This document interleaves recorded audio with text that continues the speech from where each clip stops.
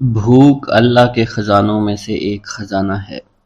حضرت شیخ ابو محمد فرماتے ہیں، ایک روز میں حضور سیدنا غوث اعظم کی خدمت میں ایسی حالت میں حاضر ہوا کہ فاقہ سے تھا، اور میرے اہل و عیال بھی کئی دنوں سے بھوکے تھے۔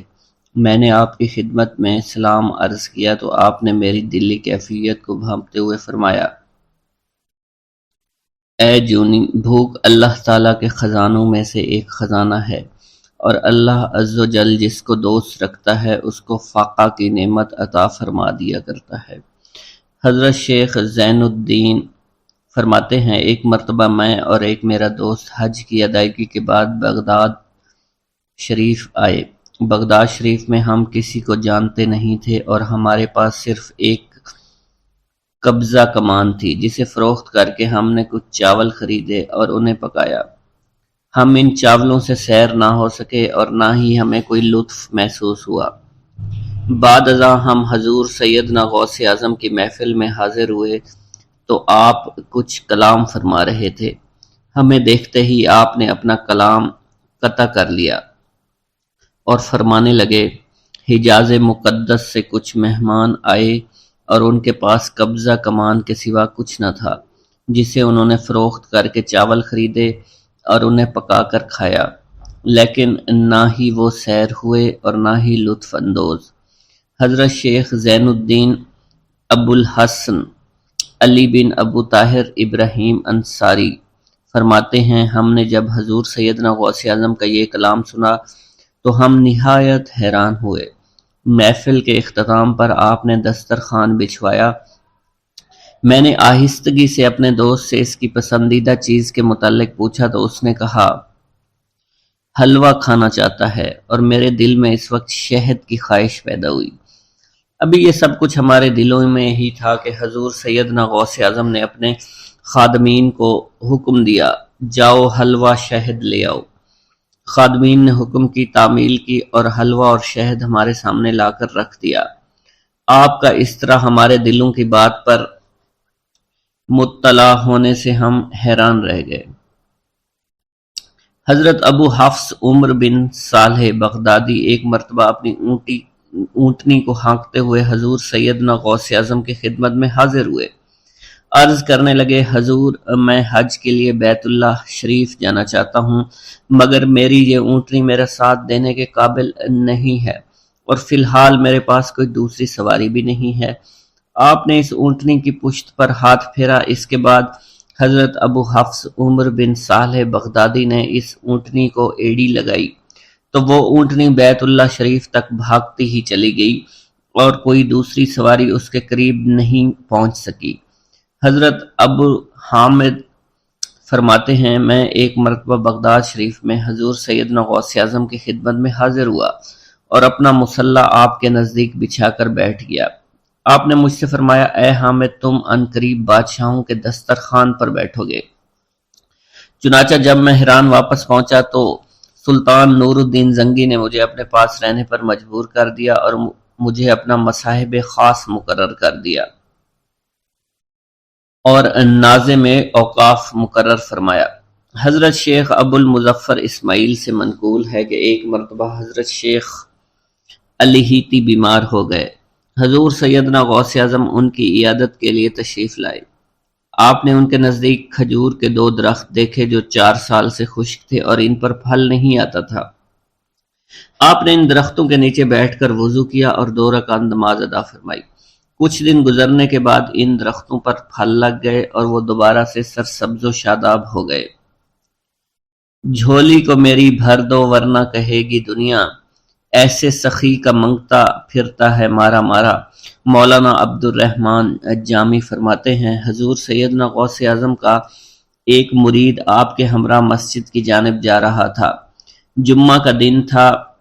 اس دن کسی بھی شخص نے آپ کو دیکھ کر نہ سلام کیا، نہ ہی کچھ توجہ فرمائی۔ اس مرید کے دل میں خیال آیا کہ پہلے تو آپ جمعہ کی نماز کی ادائیگی کے لیے بڑی مشکل سے لوگوں کے ہجوم میں سے ہوتے ہوئے مسجد کی جانب تشریف لے جایا کرتے تھے، اور آج کوئی شخص بھی آپ کو سلام نہیں کر رہا ہے اور نہ آپ کے نزدیک آ رہا ہے۔ مولانا عبد الرحمن جامی فرماتے ہیں، ابھی یہ خیال اس مرید کے دل میں ہی تھا کہ حضور سیدنا غوث اعظم نے مسکرا کر اس مرید کو دیکھا، پھر لوگوں کا ایک جمع غفیر اکٹھا ہو گیا اور ہر کوئی آپ سے سلام کرنے کا خواہش مند تھا، یہاں تک کہ اس مرید اور آپ کے درمیان ہجوم حائل ہو گیا۔ اس مرید کے دل میں یہ خیال آیا کہ یہ پہلا حال اچھا تھا جب میں اور آپ تنہا تھے۔ مولانا عبد الرحمن جامی فرماتے ہیں، حضور سیدنا غوث اعظم شیخ عبد القادر جیلانی نے ایک مرتبہ پھر اس مرید کی دلی کیفیت کو بھانپتے ہوئے فرمایا، تمہیں معلوم نہیں لوگوں کے دل میری مٹھی میں ہیں، میں انہیں چاہوں تو پھیر دوں، چاہوں تو اپنی جانب متوجہ کر لوں۔ ایک مرتبہ ایک عورت حضور سیدنا غوث اعظم کی خدمت میں بیٹے کو لے کر حاضر ہوئی، عرض کیا میرے اس بیٹے کو آپ سے دلی لگاؤ ہے، آپ اسے اپنی غلامی میں قبول فرما لیں، میں اللہ عز و جل اور آپ کی خاطر اپنے بیٹے پر اپنے حق کو معاف کرتی ہوں۔ آپ نے اس لڑکے کو قبول فرما لیا۔ چند روز بعد وہ عورت اپنے بیٹے سے ملنے کے لیے آئی تو وہ لڑکا آپ کے حکم سے مجاہدات میں مشغول تھا اور بے حد کمزور اور لاغر ہو چکا تھا۔ اس عورت نے جب آپ کو دیکھا تو آپ اس وقت مرغی کا گوشت کھا رہے تھے، آپ کے سامنے ہڈیاں پڑی ہوئی تھی۔ اس عورت نے آپ سے کہا کہ آپ خود تو مرغی کھاتے ہیں جبکہ میرا بیٹا سخت مجاہدات میں مشغول ہے۔ آپ نے اس عورت کی بات سننے کے بعد ہڈیوں کی جانب اشارہ کیا اور حکم دیا، اللہ عز و جل کے حکم سے زندہ ہو جاؤ۔ آپ کا یہ فرمانا تھا کہ ان ہڈیوں سے ایک سالم مرغی زندہ کھڑی ہو گئی۔ آپ نے فرمایا کہ جب تیرا بیٹا اس منزل پر پہنچ جائے گا تو پھر جو چاہے گا کھائے گا۔ منقول ہے ایک مرتبہ حضور سیدنا غوث اعظم کو اللہ عز و جل کی جانب سے حکم ہوا کہ 700 مردوں اور 700 عورتوں کو واصل باللہ کریں۔ آپ نے اللہ کے اس فرمان کے مطابق مجمع عام میں نظر دوڑائی تو مجمع میں سے 700 مرد اور 700 عورتیں علیحدہ ہو گئیں۔ آپ نے ان پر نگاہ ولایت ڈالی تو وہ سب واصل اللہ ہو گئے۔ حضور سیدنا غوث اعظم مدینہ منورہ میں حضور نبی کریم کے روضہ مبارک پر حاضری دینے کے بعد باپیادہ بغداد شریف واپس تشریف لا رہے تھے۔ راستے میں ایک چور جو کہ ناکہ لگا کر کسی مسافر کا انتظار کر رہا تھا، اس نے آپ کو قریب آنے پر روک لیا۔ آپ نے اس چور سے دریافت کیا تم کون ہو؟ اس نے کہا دیہاتی ہوں۔ آپ کو بذریعہ کشف اس کی بدنیتی کی خبر ہو چکی تھی۔ اسی دوران اس چور کے دل میں خیال پیدا ہوا کہ یہ غوث اعظم ہوں گے۔ آپ نے اس کے دل کی بات کو بھانپتے ہوئے فرمایا کہ میں عبد القادر ہوں۔ چور نے جب آپ کی بات سنی فوراً قدموں میں گر پڑا اور معافی کا خواستگار ہوا۔ آپ کو اس کی حالت پر ترس آ گیا۔ آپ نے اللہ عز و جل کے حضور اس کے لیے دعا فرمائی تو ندائے غیبی سنائی دی، اے غوث اس چور کو سیدھے راستہ دکھاتے ہوئے کتب بنا دو۔ آپ نے اس چور کی جانب نگاہ دوڑائی تو آپ کے فیض روحانی سے کتب کے درجے پر وہ فائز ہو گیا۔ حضرت شیخ ابو عباس خضر بن عبداللہ بن یحییٰ حسینی فرماتے ہیں، ایک مرتبہ میں نے خلیفہ ابو المظفر یوسف عباسی کو حضور سیدنا غوث اعظم شیخ عبد القادر جیلانی کی خدمت میں موجود پایا۔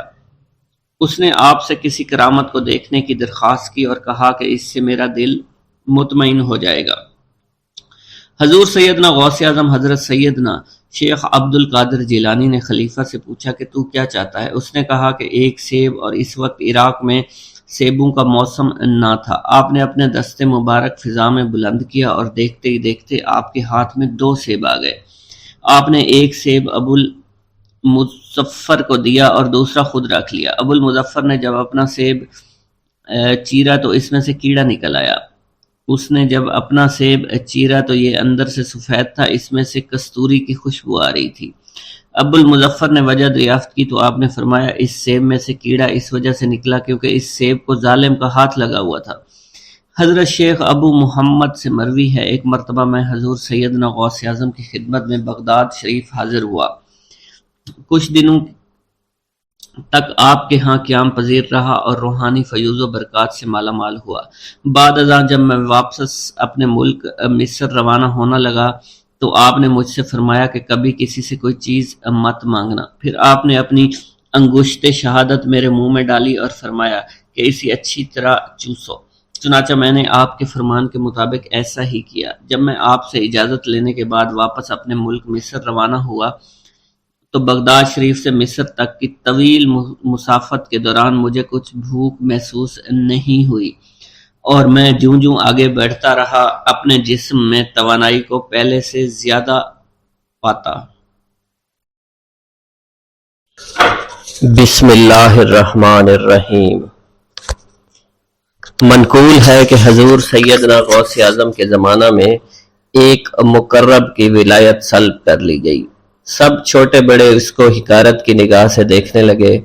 اس نے 360 اولیاء اللہ سے التجا کی کہ وہ اس کے حق میں دعا فرمائیں، لیکن اس کا نام لوح محفوظ پر اشتیاق کی فہرست میں لکھ دیا گیا۔ ان اولیاء اللہ نے اس کو بتایا کہ تم کامیاب نہیں ہوں گے۔ اس کے چہرے کا رنگ سیاہ پڑ گیا۔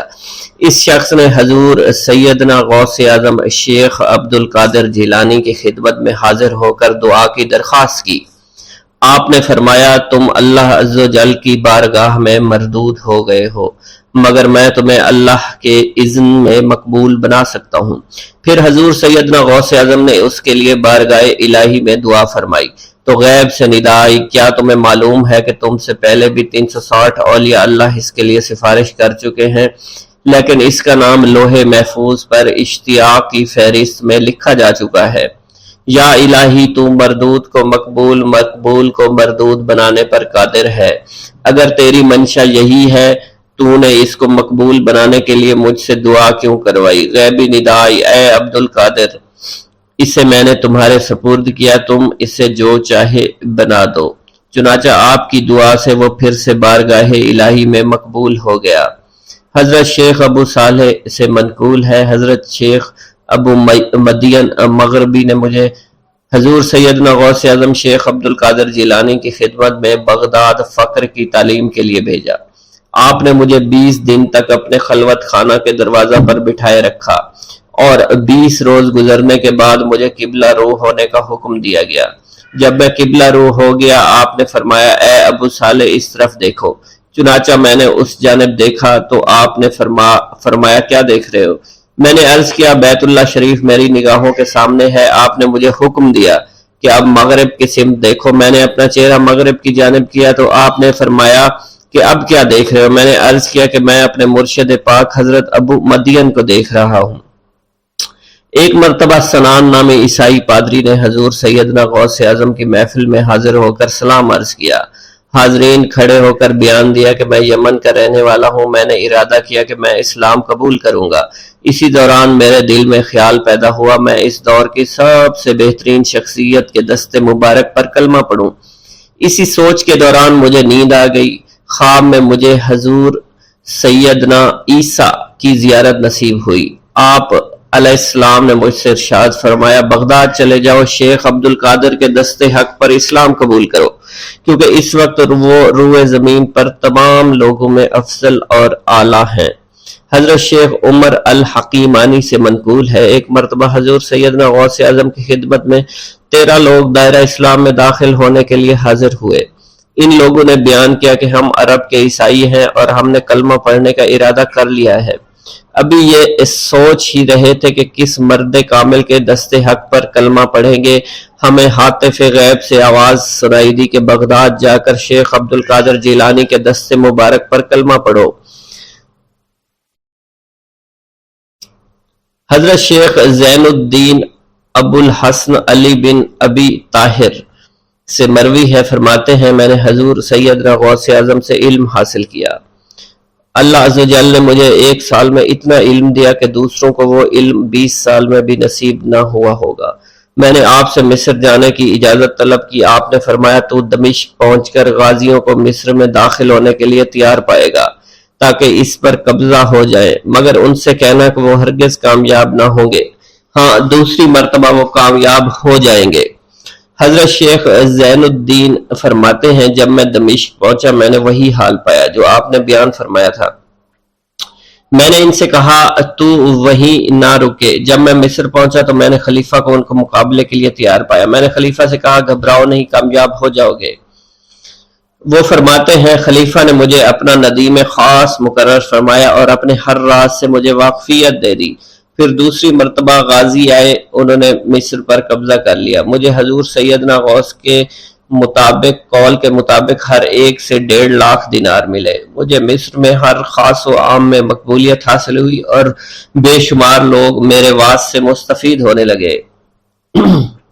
حضرت شیخ ابو الخیر سے منقول ہے، فرماتے ہیں میں شیخ ابو محمد حسن، شیخ ابو قاسم، شیخ ابو حفظ کی خدمت میں حاضر ہوئے۔ آپ نے فرمایا تم سب اپنی اپنی حاجات بیان کرو، میں انشاءاللہ تمہاری حاجات پوری کروں گا۔ شیخ ابو سعید نے کہا کہ میں ترک دنیا اختیار کرنا چاہتا ہوں۔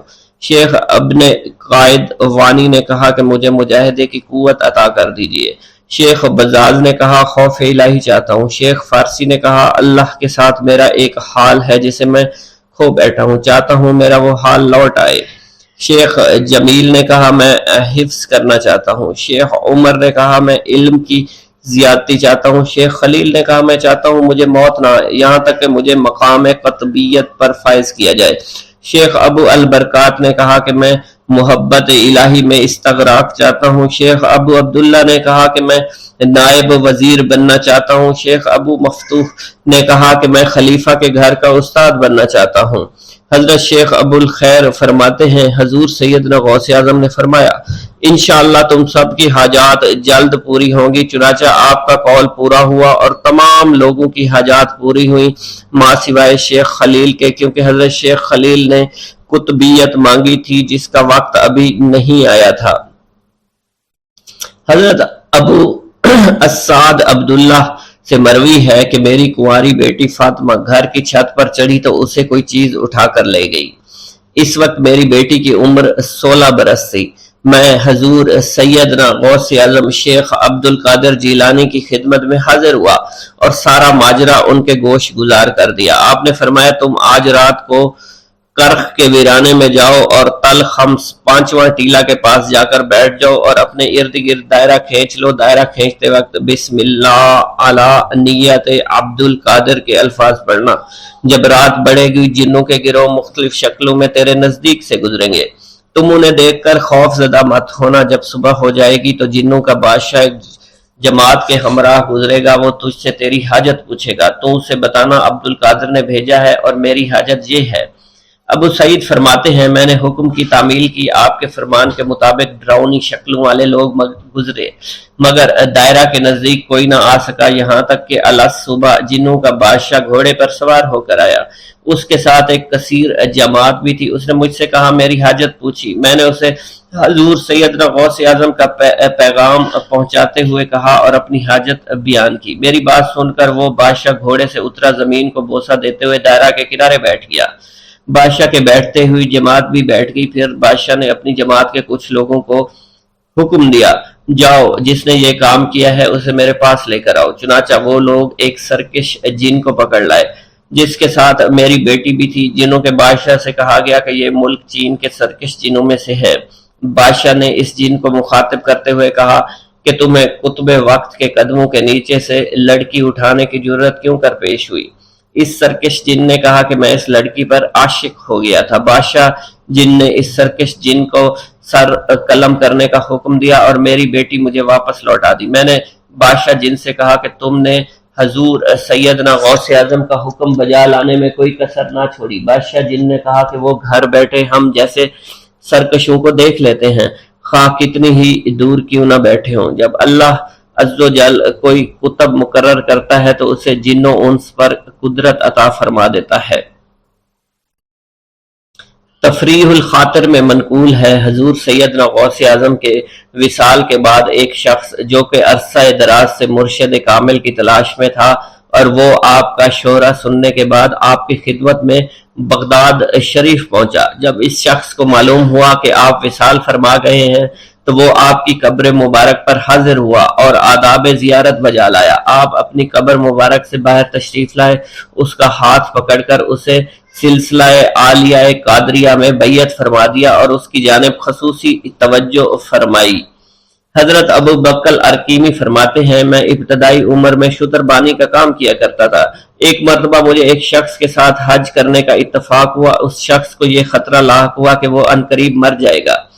اس نے مجھے ایک چادر اور 10 دینار دیے اور فرمایا یہ میری امانت تم بغداد شریف واپس جا کر حضور سیدنا غوث اعظم شیخ عبد القادر جیلانی رحمۃ اللہ علیہ کی خدمت میں پیش کر دینا۔ حضرت ابو بکر الکیمی فرماتے ہیں کہ میں اس وصیت کے کچھ دنوں بعد اس شخص کا انتقال ہو گیا۔ میں جب بغداد شریف تشریف لایا تو لالچ میں پھنس گیا۔ میرے دل میں خیال آیا ان چیزوں کے متعلق کسی کو کچھ علم نہیں ہے، چنانچہ میں نے وہ چادر اور 10 دینار اپنے پاس رکھ لیے۔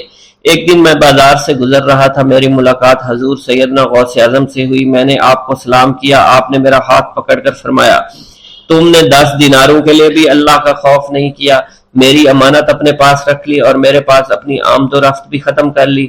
حضرت ابو بکر الکیمی فرماتے ہیں کہ حضور سیدنا غوث اعظم کی بات سن کر مجھ پر غشی طاری ہو گئی، اور جب مجھے ہوش آیا میں نے وہ چادر اور 10 دینار لا کر آپ کی خدمت میں پیش کیے اور معافی کا خواستگار ہوا۔ واللہ عالم۔ بسم اللہ الرحمن الرحیم۔ حضور سیدنا غوث العظم حضرت سیدنا عبد القادر جیلانی رحمۃ اللہ علیہ فرماتے ہیں کہ احوال کے مشاہدہ اور کشف کے وقت اولیاء اللہ پر افعال خداوندی میں سے ایسی ایسی چیزوں کا ظہور ہوتا ہے جو عقلوں کو سلب کر لیتی ہے اور عادات و رسوم کو بکھیڑ دیتی ہے۔ حضور سیدنا غوث اعظم فرماتے ہیں کہ افعال خداوندی 2 اقسام میں منقسم ہیں، نمبر 1 جلال، نمبر 2 جمال۔ اللہ رب العزت اولیاء اللہ کے قلوب پر اپنی دونوں صفات کے ساتھ تجلی فرماتا ہے۔ جلال اس کا قہر ہے اور جمال اس کی رحمت ہے۔ مشاہدہ اور کشف کے بعد اولیاء اللہ دور سے دیکھتے اور سنتے ہیں، انبیاء کرام کی ارواح کی زیارت نصیب ہوتی ہے، ملائکہ اور انبیاء سے کلام کی سعادت حاصل ہوتی ہے، اور یہ سب امور عقل اور عادات و رسوم کے خلاف ہیں۔ جس وقت اللہ کی تجلی قلوب پر ظاہر ہوتی ہے تو اس وقت قلوب میں سرور طاری ہو جاتا ہے۔ اللہ عز و جل ان کے ساتھ بہترین کلام فرماتا ہے، ان کو مختلف انواع و منازل کی بشارت دیتا ہے، اور انہیں وہ منازل نصیب ہوتی ہیں کیونکہ ابتدا سے ہی قلم نے ان چیزوں کو ان کے حق میں لکھ دیا ہے۔ اولیاء اللہ کے لیے عظمت اور جلال خوف کر دینے والا ڈر ہے اور قلب پر ایسا غلبہ لاتا ہے جس کا اثر بدن کے اعضاء پر بھی ظاہر ہوتا ہے۔ حضور نبی کریم صلی اللہ علیہ وسلم سے مروی ہے، خوف شدید کے باعث نماز کے دوران میں آپ کے سینہ مبارک سے ہانڈی کے ابلنے جیسی آواز سنی جاتی تھی، کیونکہ نماز میں آپ کو اللہ عز و جل کا جلال نظر آتا تھا اور آپ پر عظمت الہیہ کا انکشاف ہوتا تھا۔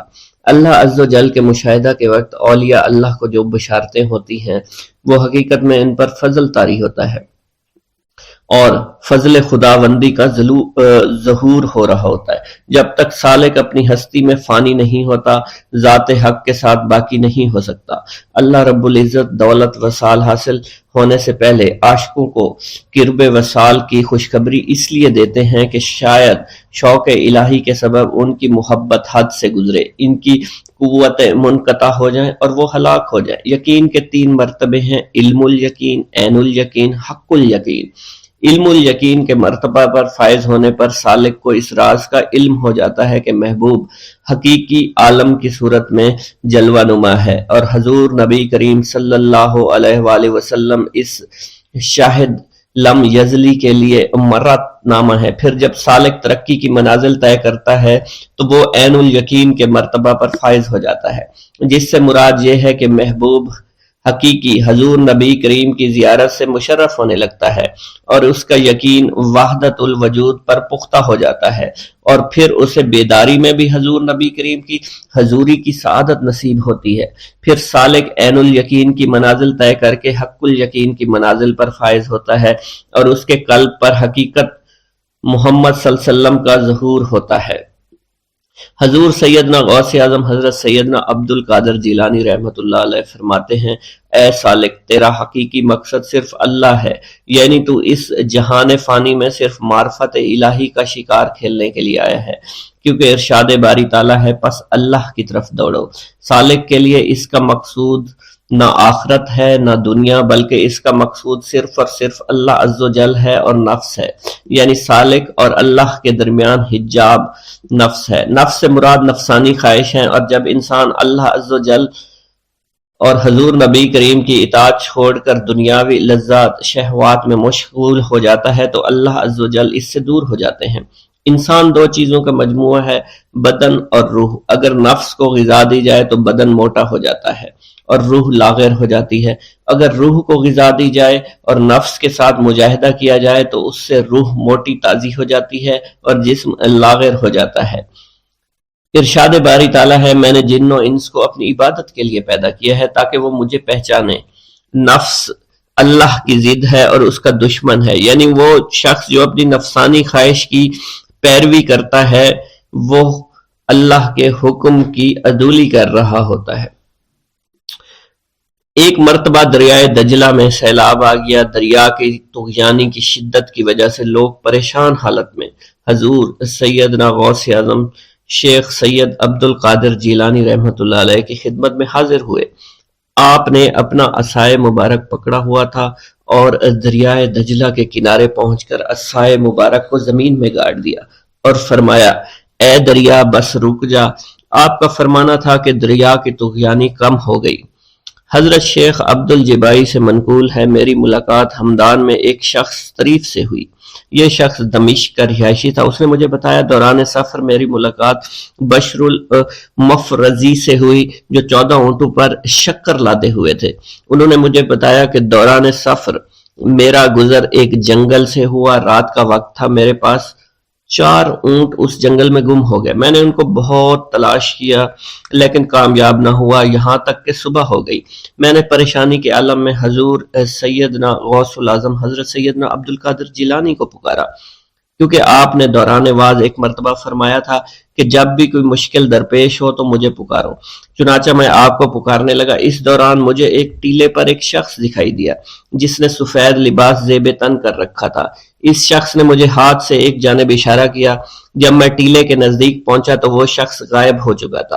جب میں نے اس شخص کی بتائی ہوئی سمت میں نظر دوڑائی تو مجھے اپنے 4 اونٹ ماں سامان کے نظر آ گئے جنہیں میں ہانک کر لے آیا۔ گرا ہے بلاؤں میں بندہ تمہارا، مدد کے لیے آؤ یا غوث اعظم۔ مریدوں کو خطرہ نہیں بحر غم سے کہ بیڑے کے ہیں ناخدا غوث اعظم۔ حضور سیدنا غوث اعظم شیخ عبد القادر جیلانی کی ایک عورت مرید تھی جس پر ایک فاسق بدبخت عاشق ہو گیا۔ ایک دن وہ عورت رفع حاجت کے لیے نزدیک پہاڑ کی غار میں گئی تو اس فاسق بدبخت کو خبر ہو گئی۔ اس بدبخت نے غار میں جا کر عورت کو پکڑ لیا اور عزت لوٹنے کی کوشش کرنے لگا۔ اس عورت نے بآواز بلند شیخ عبد القادر جیلانی کو مدد کے لیے پکارا۔ آپ اس وقت مدرسہ میں وضو فرما رہے تھے۔ آپ نے اپنی کھڑاؤں کو اس غار کی سمت میں پھینکا، وہ کھڑائیں اس فاسق کے سر پر لگنا شروع ہو گئی جس سے وہ بدبخت ہلاک ہو گیا۔ وہ عورت آپ کی کھڑائیں لے کر آپ کی خدمت میں حاضر ہوئی اور حاضرین محفل کے سامنے سارا ماجرا بیان کر دیا۔ بسم اللہ الرحمن الرحیم۔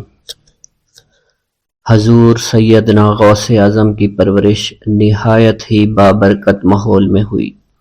آپ نے ابتدا میں گوشہ نشینی اختیار کی اور خود کو دنیاوی غلاظتوں سے پاک رکھا۔ آپ نے 51 برس کی عمر میں شادی کی۔ جب آپ سے اس کے بارے میں دریافت کیا گیا تو آپ نے فرمایا، جب مجھے حضور نبی کریم صلی اللہ علیہ وسلم نے نکاح کی اجازت دی تو میں نے نکاح کر لیا۔ حضور سیدنا غوث اعظم رحمۃ اللہ علیہ نے اپنی ذات کو اللہ عز و جل کی خوشنودی کے لیے وقف کر رکھا تھا۔ آپ کی راتیں جاگ کر گزرتی تھی اور ساری رات آپ مراقبہ اور مشاہدہ میں گم رہتے تھے۔ آپ کی عادت مبارکہ تھی کہ آپ سجدہ کو دراز کرتے تھے اور بیٹھ کر مراقبہ فرماتے تھے۔ اسی دوران آپ کا جسم مبارک نورانی شعاؤں کے زیر اثر ہوتا تھا اور کئی مرتبہ آپ ان نورانی شعاؤں میں غائب ہو جایا کرتے تھے۔ حضور شیخ ابو عبداللہ بن حسنین بن ابی فضل فرماتے ہیں کہ سیدنا غوث اعظم کے بعض دہقانی مریدین ہر سال آپ کے لیے گیہوں بوتے تھے۔ اور جائز طریقہ سے اسے پالتے تھے۔ پھر آپ کے بعض مریدین اسے پیستے، آپ کے لیے ہر روز 4 یا 5 روٹیاں پکاتے اور شام کو آپ کے پاس روٹیاں لے کر آتے تھے۔ آپ حاضرین میں ایک ایک ٹکڑا تقسیم کر دیتے اور جو بچ جاتا وہ اپنے لیے رکھ لیتے تھے۔ حضرت شیخ خضر حسینی سے منقول ہے کہ حضور سیدنا غوث اعظم نے ایک شکستہ دل فقیر کو دیکھا۔ آپ نے اس سے اس کی کیفیت کے متعلق دریافت کیا تو اس نے کہا کہ میں آج دریا کے کنارے گیا اور ملاح سے کہا کہ وہ مجھے دریا کے پار لے جائے۔ اس نے انکار کر دیا۔ میں اپنے اس افلاس کے سبب پریشان اور شکستہ دل ہوں۔ ابھی اس فقیر کا کلام جاری تھا کہ ایک شخص آپ کی خدمت میں حاضر ہوا اور 30 دینار آپ کی خدمت میں پیش کر دیے۔ آپ نے وہ دینار اس فقیر کو دے دیے اور فرمایا کہ اس ملاح سے کہنا کہ کسی فقیر کا سوال رد مت کیا کرے۔ حضرت شیخ معمر کا بیان ہے کہ میں نے حضور سیدنا غوث اعظم سے زیادہ کسی کو درگزر فرمانے والا نہیں دیکھا۔ آپ کی عطا کا یہ عالم تھا کہ ایک محفل میں 400 لوگوں کو ولایت کے مقام اعلیٰ تک پہنچا دیا کرتے تھے۔ بھوکوں کو کھانا کھلانا اور بیواؤں کی حاجت روائی کرنا آپ کا معمول تھا۔ جب کسی بیمار کے متعلق سنتے فوراً اس کی عیادت کے لیے تشریف لے جایا کرتے۔ فقراء کو آپ کے در سے بغیر سوال کیے عطا ہو جایا کرتا۔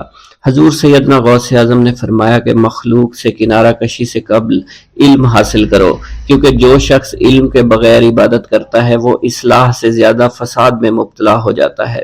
تمہیں چاہیے کہ شمع شریعت اپنے ہمراہ لے کر علم کی روشنی میں عمل کرو، پھر اللہ تعالیٰ تمہیں علم لدنی کا وارث بنا دے گا جس سے تم ناواقف ہو۔ تمہیں چاہیے کہ تمام اسباب و ذرائع سے تعلق منقطع کر کے رشتہ داروں اور احباب سے جدائی اختیار کر لو، تاکہ تم اپنے زہد کی وجہ سے اپنے قوت باطنی اور اپنے حسن ادب کا مشاہدہ کر سکو۔ خدا کے علاوہ تمام عالم اسباب سے اس خوف سے منقطع ہو جاؤ تاکہ تمہاری شمع معرفت نہ بجھ جائے، اور جب تم 40 دن ایک چلہ اپنے رب کے لیے مخصوص کر دو گے تو تمہارے قلب سے حکمت کے چشمے جاری ہو جایا کریں گے اور تم معرفت الہی کی تپش کا مشاہدہ کرنے لگو گے، جس کو حضرت موسیٰ علیہ السلام نے اپنے شجر قلب پر محسوس کیا تھا۔ اس کیفیت کے بعد تم اپنے نفس و خواہش، اپنے شیطان، اپنی طبیعت اور اپنے وجود سے کہو گے کہ ٹھہر جا، میں نے اس آگ کا مشاہدہ کر لیا ہے جو قلب موسیٰ علیہ السلام سے روشن ہوئی تھی۔ اس کے بعد تمہارے قلب میں باطن سے یہ آواز آنے لگے گی کہ میں ہی تمہارا رب ہوں، میری ہی عبادت کرو، میرے غیر کی اطاعت سے گریزاں ہو جاؤ، میرے سوا کسی سے تعلق مت رکھو، میری معرفت حاصل کر کے میرے غیر کو فراموش کر دو، غیر سے اعراض کر کے صرف میرے علم، میرے قرب، میرے ملک اور میری سلطنت کی جانب متوجہ رہو۔ جب تمہیں بقائے الہی حاصل ہو جائے تو تمہاری زبان پر اللہ تعالیٰ کا نام جاری ہو جائے گا اور تمہارے حجابات رفع ہو کر قلب سے قدورت زائل ہو جائے گی اور نفس کو مکمل سکون حاصل ہوگا۔ پھر جب اس کے الطاف غالب آ جائیں تو تمہیں خطاب کیا جائے گا، اے قلب فرعون، نفس کی طرف توجہ کر اور ان کو راہ ہدایت پر چلا، میری جانب آ جا اور ان سے کہہ دے کہ میرا ہی اتباع کریں، پھر انہیں رشد کے راستے پر ہدایت کر کے ان سے تعلق قائم کر، اس کے بعد پھر قطع تعلق کر کے دوبارہ استوار ہو کر آ جا اور اسی طرف استوار ہو کر دیکھتا رہے۔ حضرت شیخ معمر سے منقول ہے، فرماتے ہیں ایک مرتبہ میں حضور سیدنا غوث اعظم کی خدمت میں حاضر تھا۔ آپ بیٹھے کچھ لکھ رہے تھے، اسی دوران چھت سے 3 مرتبہ مٹی گری، 4تھی مرتبہ ایسا ہوا تو آپ نے جلال میں آ کر اس جگہ دیکھا جہاں سے مٹی گر رہی تھی۔ اسی دوران ایک چوہا اس جگہ سے نیچے گرا اور مر گیا اور یہ چوہا ہی وہاں سے مٹی کو کھود رہا تھا۔ حضرت شیخ عمر بن مسعود فرماتے ہیں حضور سیدنا غوث اعظم فرما رہے تھے، اسی دوران ایک چڑیا نے آپ کی قمیص پر بیٹ کر دی۔ آپ نے جلالی نظروں سے چڑیا کو دیکھا، چڑیا اسی وقت نیچے گری مر گئی۔ آپ نے وضو سے فارغ ہونے کے بعد قمیص کے اس حصے کو دھویا، پھر اپنی قمیص مبارک اتار کر مجھے دی اور فرمایا اس کو فروخت کر کے اس کی رقم کو خیرات کر دو، یہ اسی کا بدلہ ہے۔ منقول ہے حضور سیدنا غوث اعظم کے زمانہ میں ایک بہت ہی گناہگار شخص تھا، لیکن اس کے دل میں آپ سے بے پناہ محبت تھی۔ جب اس کے مرنے کے بعد اس کو دفن کیا گیا تو قبر میں منکر نکیر نے سوالات کیے، تو اس نے ہر سوال کے جواب میں شیخ عبد القادر کہا۔ منکر نکیر نے اللہ کی بارگاہ میں اس کے جواب کو پیش کیا تو حکم ہوا، اگرچہ یہ بندہ فاسقوں میں سے ہے لیکن یہ میرے محبوب جو کہ صادقین میں سے ہیں ان سے محبت رکھتا ہے۔ بسم اللہ الرحمن الرحیم۔ السلام علیکم۔ حضور سیدنا غوث اعظم فرماتے ہیں، میں 10 برس کی عمر میں اپنے شہر کے مکتب میں حصول علم کے لیے جایا کرتا تھا۔ اس وقت میرے ساتھ ملائکہ بھی ہوتے تھے جو میرے آگے پیچھے میری حفاظت کی غرض سے چلتے تھے۔ جب میں مدرسہ پہنچتا تھا تو وہ بار بار منادی کرتے تھے، اللہ کے ولی کے لیے جگہ خالی کر دو، چنانچہ وہ میرے لیے جگہ خالی کر دیتے تھے۔ ایک مرتبہ میں نے ایک ایسے شخص کو دیکھا جس نے فرشتوں کی آواز سن کر کہا کہ یہ نہایت معزز گھرانے کا فرد ہے اور ان قریب اس کو وہ عظمت اور بزرگی حاصل ہوگی جس میں کوئی مزاحمت نہ ہوگی، اس کو ایسا قرب نصیب ہوگا کہ اس کو کوئی فریب نہ دے سکے گا۔ پھر 40 برس بعد میں نے اس شخص کو پہچانا، وہ شخص ابدالوں میں سے تھا۔ حضرت شیخ ابو سعود احمد بن ابی بکر سے مروی ہے، حضور سیدنا غوث اعظم نے فرمایا، میں 25 سال تک تنہا عراق کے بیابانوں میں پھرتا رہا۔ میں لوگوں کو نہ جانتا تھا، لوگ مجھے نہیں جانتے تھے۔ اسی دوران میرے پاس رجال الغیب اور جنات تشریف لائے جنہیں میں طریقت اور رسول اللہ کی تعلیم دیا کرتا تھا۔ ابتدا میں جب میں عراق میں داخل ہوا تو حضرت خضر میرے ہم سفر تھے اور میں انہیں اس وقت سے پہچانتا نہیں تھا۔ ان کے ساتھ میرا معاہدہ ہوا کہ میں ان کے کسی حکم کی خلاف ورزی نہیں کروں گا۔ ایک مرتبہ انہوں نے مجھے ایک جگہ بیٹھنے کا حکم دیا، میں اسی جگہ 3 سال بیٹھا رہا۔ سال میں ایک مرتبہ حضرت خضر میرے پاس تشریف لاتے اور فرماتے، یہی تیرا مقام ہے جہاں تجھے پہنچایا گیا ہے۔ اس عرصہ کے دوران تمام نفسانی خواہشات مجھ پر انسانی شکل میں وارد ہوئیں، لیکن اللہ نے مجھے ہر موقع پر استقامت عطا فرمائی اور مجھے ان خرافات سے بچائے رکھا۔ ابتدا میں میرا نفس مجاہدہ کا کوئی طریقہ اختیار کرتا تو میں اس پر قائم ہو جایا کرتا تھا اور کسی چیز کو قبول نہیں کرتا تھا۔ ایک طویل مدت تک اپنا گلا گھونٹتے ہوئے میں نے مدائن کے جنگلوں میں مجاہدات میں مشغول رہا۔ حضور سیدنا غوث اعظم فرماتے ہیں، میں نے اپنے نفس کو مختلف مجاہدوں اور ریاستوں اور مشقتوں میں ڈالے رکھا۔ 1 سال تک میں گری ہوئی چیزیں اٹھا کر کھاتا رہا، اسی دوسرے سال میں صرف پانی پر گزارا کرتا رہا اور تیسرے سال میں نے کچھ نہ کھایا اور نہ پیا نہ ہی سویا۔ ایک مرتبہ شدید سردی کی وجہ سے میں ایوان کسریٰ کے کھنڈرات میں سویا تو رات بھر میں 40 مرتبہ احتلام ہوا۔ میں نے ہر مرتبہ دریائے دجلہ پر جا کر غسل فرمایا، پھر نیند کے خوف سے محل کے اوپر ایک ویران جگہ پر چڑھ گیا اور وہاں 2 سال تک قیام کیا، حتیٰ کہ سردی کے سوا کوئی شے کھانے کو میسر نہیں تھی۔ حضور سیدنا غوث اعظم فرماتے ہیں، ہر سال ایک بزرگ آتے اور وہ مجھے اونی جبہ دے کر چلے جاتے۔ اسی طرح میں نے بے شمار طریقوں سے دنیا اور نفس سے چھٹکارا حاصل کرنے کی کوشش کی۔ لوگ مجھے دیوانہ سمجھتے تھے، میں برہنہ جسم جنگلوں میں چلا جاتا، کانٹوں پر لوٹا شور مچایا کرتا، میرے تمام بدن سے خون جاری ہو جایا کرتا۔ لوگ مجھے اٹھا کر شفا خانے لے جایا کرتے جہاں میری حالت مزید بگڑ جایا کرتی۔ ایک وقت ایسا آیا جب مجھ میں اور مردہ میں کوئی فرق نہ تھا۔ لوگ کفن لے آئے اور غسال کو بلوایا کہ وہ مجھے غسل دے۔ ابھی انہوں نے مجھے غسل دینے کے لیے ایک تختہ پر لٹایا، میری حالت درست ہو گئی، میں اٹھ کھڑا ہوا۔ طریقت کی ان پرخطر راہوں میں نہ تو میں کبھی خوف زدہ ہوا، نہ کبھی میرا نفس مجھ پر غالب پا سکا اور نہ ہی دنیا کی آسائش مجھے حیران کر سکی۔ حضور سید غوث اعظم فرماتے ہیں، شیطان نے میرے گرد بے شمار جال بچھائے۔ جب میں نے ان سے کہا یہ کیا ہے، اس نے کہا یہ دنیاوی آلائشیں ہیں اور میں ان جالوں میں سے تم لوگوں کا شکار کیا کرتا ہوں۔ میں نے 1 سال تک شیطان کا مقابلہ کیا، اس کے بچھائے ہوئے تمام جالوں کو ختم کیا۔ اس کے بعد میرے سینے کو کھول دیا گیا اور مجھ پر بے شمار خلائق ظاہر ہوئے۔ حضور سیدنا غوث اعظم فرماتے ہیں، میں نے دریافت کیا کہ یہ اللہ ایک کیسے ہے؟ جواب ملا، یہ خلق کے اسباب ہیں جو تم سے ملے ہوئے ہیں، میں سال بھر ان کی جانب متوجہ رہا، یہاں تک کہ وہ مجھ سے جدا ہو گئے۔ جب مجھ پر باطن ظاہر ہوا تو میں اپنے قلب کو بہت سے علائق سے ملوث پایا۔ میں نے دریافت کیا یہ علائق کیا ہیں؟ جواب ملا یہ تمہارے ارادے، تمہارے اختیارات ہیں۔ چنانچہ 1 سال تک ان کی جانب متوجہ رہا، یہاں تک کہ وہ سب علائق مجھ سے دور ہو گئے اور میرا قلب ان غلاظتوں سے نجات پا گیا۔ حضور سیدنا غوث اعظم فرماتے ہیں، پھر میں نے توکل کے دروازے پر آیا، میرا مقصد پورا ہو، لیکن جب میں توکل کے دروازے پر پہنچا بے شمار لوگ وہاں موجود تھے۔ میں ہجوم کو چیرتا بڑھا اور شکر کے دروازے پر پہنچ گیا، یہاں بھی لوگوں کا جمع غفیر موجود تھا، اسے بھی چیرتا آگے بڑھا اور مشاہدہ کے دروازے پر پہنچ گیا، یہاں پر موجود ہجوم کو بھی چیرتا ہوا اندر داخل ہوا، حتیٰ کہ سب سے آخر میں مجھے فقر کے دروازے پر لا دیا گیا۔ فقر کا دروازہ خالی تھا۔ جب میں اس دروازے میں داخل ہوا تو دیکھا جن جن چیزوں کو میں نے ترک کیا تھا وہ سب یہاں موجود تھی۔ یہاں مجھے ایک بہت بڑے روحانی خزانے کی فتوحات سے نوازا گیا، میرے لیے تمام دنیا کے خزانے کھول دیے گئے، مجھے روحانی عزت، دائمی غنا اور خالص آزادی عطا فرمائی گئی۔ میری تمام چیزیں جو میری ہستی اور میری صفات سب معدوم ہو گئی تھی، وہ میری ہستی کی جگہ کسی اور نے لے لی تھی۔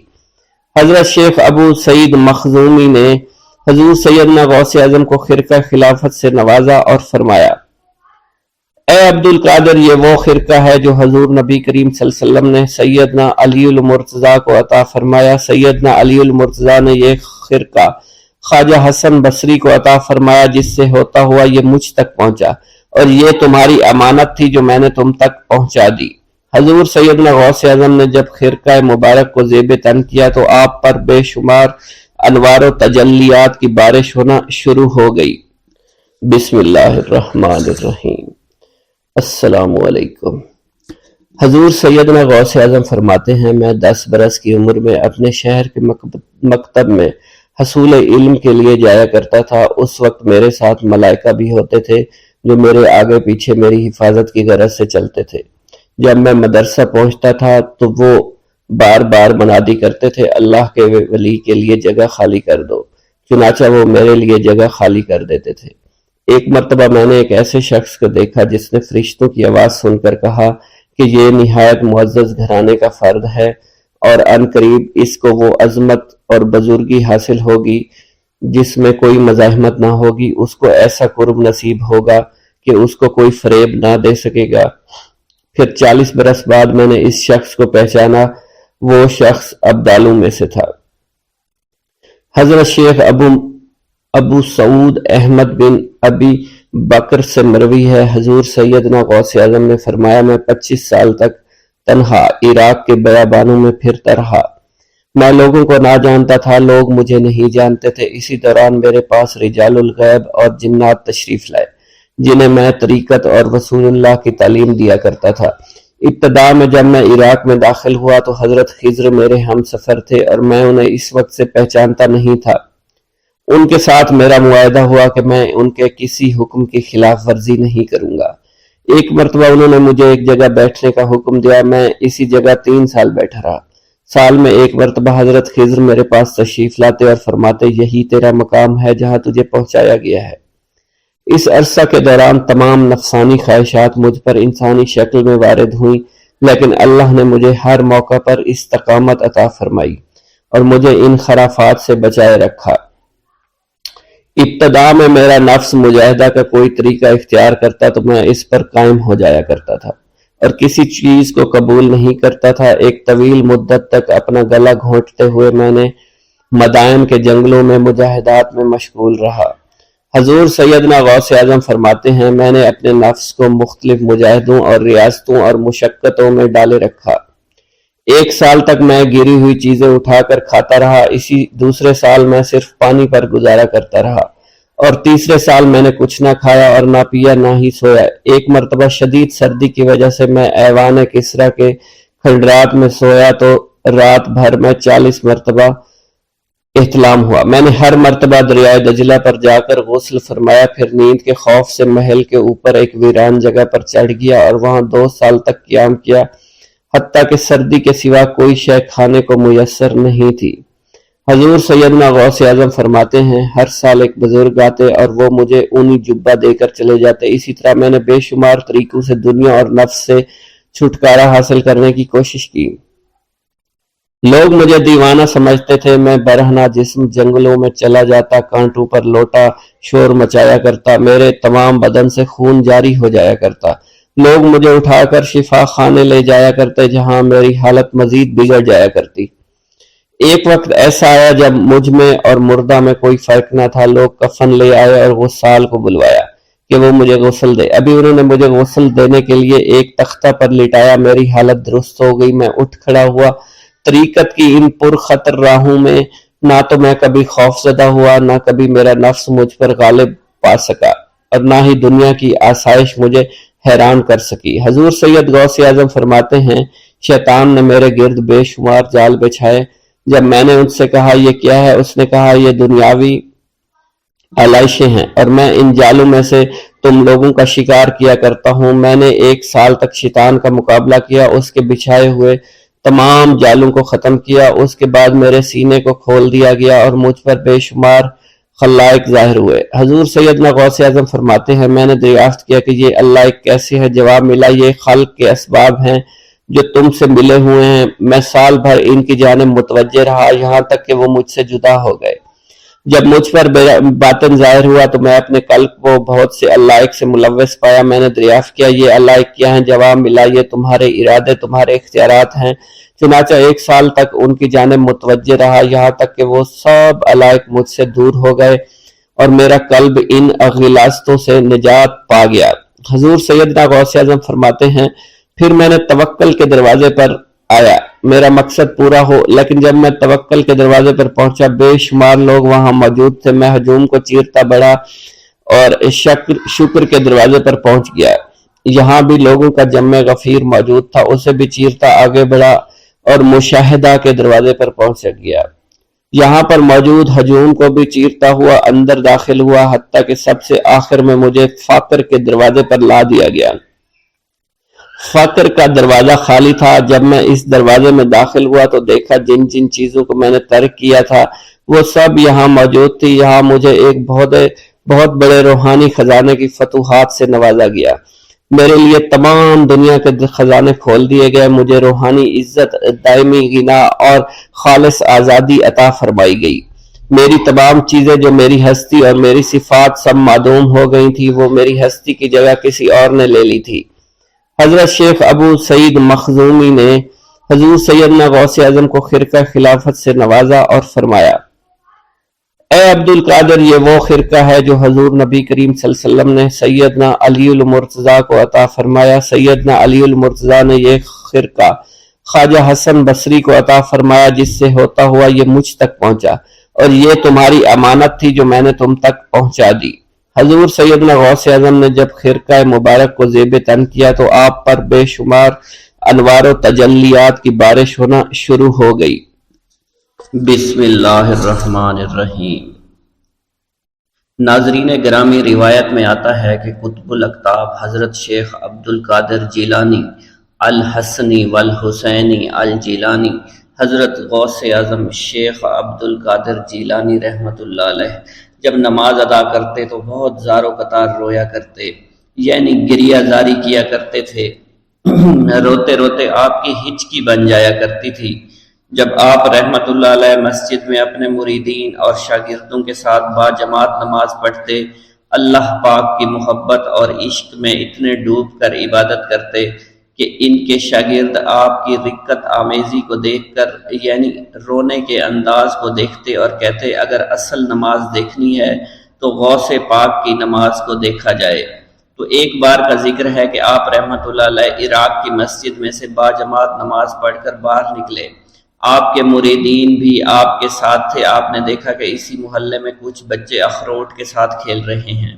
آپ بچوں سے بہت پیار کیا کرتے تھے. گویا کہ خود بچپن میں کبھی بچوں کی طرح کھیل کود نہیں کر سکے, لیکن بچوں کو دیکھ کر آپ مسکراتے تھے. آپ آگے بڑھنے لگے اور مریدین کی بڑی جماعت بھی آپ کے ساتھ تھی. ابھی آپ زیادہ دور نہیں گئے تھے کہ ان بچوں نے ایک دوسرے کے کان میں کچھ بولنا شروع کر دیا اور اشارے میں باتیں کرنے لگے کہ کیا خیال ہے کہ جو بابا جی سب سے نمایاں ہیں नूरानी चमकते हुए चेहरे वाले हैं, सबसे आगे चल रहे हैं। इनको बोला जाए जो फरमाइश हमें करनी है इनसे कर दें, क्या ये हमें डांटेंगे तो नहीं? तो कुछ समझदार बच्चे हम जुबान हुए और कहा, नहीं नहीं, ये जो बाबा है ना बहुत अच्छे हैं, इनसे जो कुछ कहोगे इन्होंने वो हमारी बात पूरी करनी है। हम इनसे एक मीठी और लजीज चीज आज मंगवाते हैं। तो इनमें से एक बच्चा जो सबसे बड़ा था पास आया और कहा, बाबा मेरी बात सुने। आपने बहुत प्यार और शफकत से उसके सर पर हाथ रखा और कहा, बेटा कहो। उसने कहा कि मेरा दिल कर रहा है कि मैं आपसे कुछ मांगूं। आपने फरमाया कि कहो बेटा क्या चाहते हो? वो कहने लगा कि मुझे आप इस फिलां जलेबी वाले से जलेबी लाकर दे सकते हैं, मेरा खाने का बहुत दिल कर रहा है। मैं चला जाता, लेकिन बाबा मेरी बारी आने वाली है, जब तक मैं जलेबी लेकर वहां आऊंगा मेरी बारी चली जाएगी। आप रहमतुल्लाह अलैह के वहाँ के मशहूर बुजुर्ग बड़े सरदार लोग हैं। आपके खादमीन आपके नौकर बनने के लिए जान की बाजी लगाने को तैयार रहते हैं। इधर वो बच्चे आपके रुतबे को भी देख रहे थे और ये भी देख रहे थे कि आप कौन सी शख्सियत है, लेकिन फिर भी इतने सारे लोगों को छोड़कर आपसे वो बच्चा कहता है कि बाबा मुझे जलेबी ला कर दे दें। बाबा जी ने कहा कि ठीक है मैं ला कर दे देता हूँ। आपका एक मुरीद आपके पास आया और कहा, हजरत आप क्यों इस बात पर तवज्जो दे रहे हैं? आप इस बच्चे की फरमाइश पर जलेबी ला रहे हैं। हजरत आप पर मेरी जान कुर्बान हो, मैं इस बच्चे को जलेबी ला कर दे देता हूँ। आप रहमतुल्लाह अलैह ने उसे अपने हाथ के इशारे से मना फरमाया और कहा, इसने मुझसे कहा है ना तो मैं ही इसकी ख्वाहिश को पूरा करूंगा। फिर आप रहमतुल्लाह अलैह इस जलेबी वाले के पास तशरीफ ले गए और जलेबी वाला कुछ देर पहले उदास बैठा हुआ था। आप रहमतुल्लाह अलैह उसकी दुकान में तशरीफ ले गए तो वो खुशी खुशी से झूमने लगा। आप रहमतुल्लाह अलैह ने इस जलेबी वाले से जलेबी ली, उसने खुशी खुशी आप रहमतुल्लाह अलैह के हाथों में जलेबी थमा दी। वो आदमी लगभग 70 साल का था, इस बुढ़ापे में भी वो काम करने पर मजबूर था। इसकी आंखों में आप रहमतुल्लाह अलैह को देखकर आंखों से आंसू आ गए। उसने रोते हुए कहा, अल्लाह का लाख लाख शुक्र है, उसने मेरी दुआ सुन ली। आपने मेरी दुकान में कदम रखे तो कई दिनों से आपके इंतजार में यहाँ बैठा हुआ था। मैं जानता था कि आप जरूर मेरी दुकान पर तशरीफ लाएंगे। आप रहमतुल्लाह अलैह ने फरमाया, तुम्हें कैसे पता था कि मैं तुम्हारी दुकान पर आऊंगा? वो कहने लगा कि हजरत अरसा हुआ है, कई महीनों से मेरा कारोबार नहीं चल रहा था। मेरा कारोबार दिन ब दिन ठप होता जा रहा था, फाकों तक की नौबत आ गई थी। मुझे अपनी फिक्र नहीं थी, लेकिन अपने छोटे छोटे बच्चों की थी। इस बुढ़ापे में अल्लाह ताला ने औलाद तो दी, लेकिन इनको पालने का कोई बंदोबस्त नहीं हो रहा था। मैंने अपनी इस परेशानी का जिक्र किसी से किया तो उसने कहा कि इराक के एक शहर में चले जाओ, वहां पर कोई एक फकीर है, उससे दुआ कराओ।